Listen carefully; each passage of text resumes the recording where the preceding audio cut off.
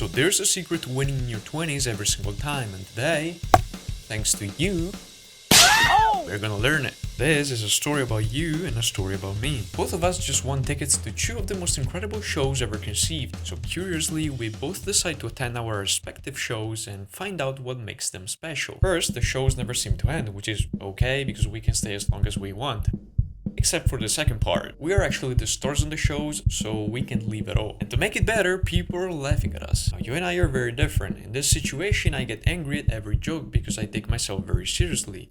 You, on the other hand, are kind of enjoying the show because you're a sadistic psycho. Navigating in your 20s is like navigating the Titanic, and I'm saying that they're barely 4 years in, so I still have to get to the iceberg. Maybe you got a job that drained you, maybe you just wasted years for a degree that's worth as much as a dead rat, or maybe you got catfished by a girl on 4chan which turned out to be a big boy. Those are all true for me except the last one, because it was my uncle. The thing is, you keep getting L's. For some weird reason, call it society, we faced this decade thinking that to be a successful person, you either win from the get-go or lose forever. There's no in between. This leads us to avoid mistakes like the plague in Europe in the 14th century. And the result is that we still make mistakes, but when we do, it feels like we're doomed. For example, I had this ambitious dream of becoming a big YouTube star in a short amount of time, just like Dream, but without the controversy. Guess what? At the circus show, people were clowning me for it, and I feel ashamed. But I am failing to see the truth, which I'm going to break down now. You, me, and every other single person on planet Earth are all clowns. Especially if you make reels on Instagram about stopping AI, you're a real clown. But luckily, you are not me. In the circus, you first explore the concept of laughing at your own life. The idea behind this is that you don't judge yourself no matter how bad or embarrassing the mistake is. You just laugh and move on to the next joke, event in your life. At this point of the video, you're most likely skeptical about what I'm talking about. So let me tell you how this method will make your and my 20s as easy as eating a cake. And not a cake boss 4 months still gloss level cake, big mistake. Just a cake.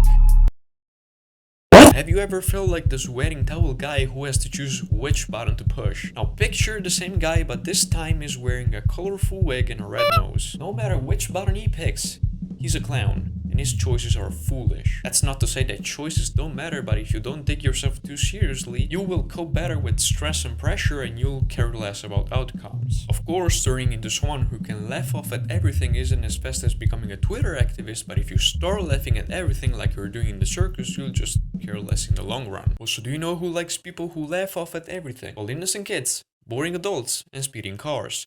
So everyone besides those who didn't like you already and are on a vehicle. You can think whatever you like about clowns, but you can't say it's not fun being around them. When you laugh it off and own your mistakes, people like it and are more inclined to share their mistakes too. That creates a connection that's built on authenticity and ultimately makes you more approachable. With that said, you shouldn't think of everything you do as a mistake because you need that Breaking Bad Season 5 magnet to pull people near you. That's wrong and toxic. Laugh off and own the mistakes you genuinely think are mistakes when it's right to laugh at them. For example, don't laugh if you're the one in the speeding car. There's also a big misconception about mistakes. When young adults fail, there's always this exotic aroma of shit in the air. It's as if dragging ourselves through the filth becomes more crucial than understanding why we slipped in the first place. In the circus, I keep thinking about what it could have been if I'd done something different to become a big YouTube star. Maybe I should have stolen TikToks. Maybe I should have opened an OnlyFans. Am I the clown everyone says I am? I keep thinking of a solution when I can't simply change how things went. This leads to a burnout that wasn't even there in the first place, and ultimately a loss of time and energy. But what's worse is that I'm also failing to see that this mistake is just another learning opportunity, and I'm more likely to do it again in the future. So the less you're hurt by your own mistakes, the more you're willing to become the public squat toilet, the more you're willing to hop onto new opportunities and get more asses.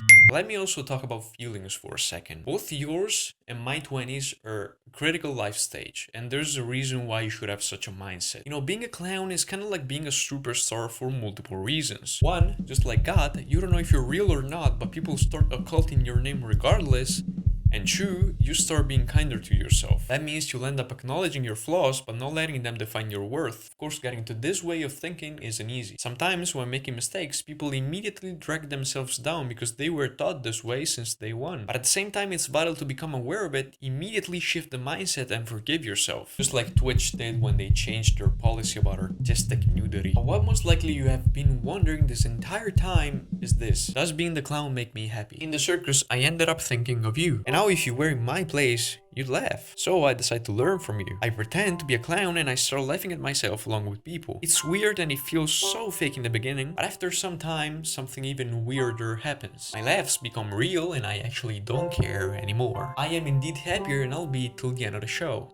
And I believe you are too. Still, the number one way to be happy is to not get clowned by anyone, so listen carefully, kid, because I don't have much time. The only way to not get clowned by anyone is to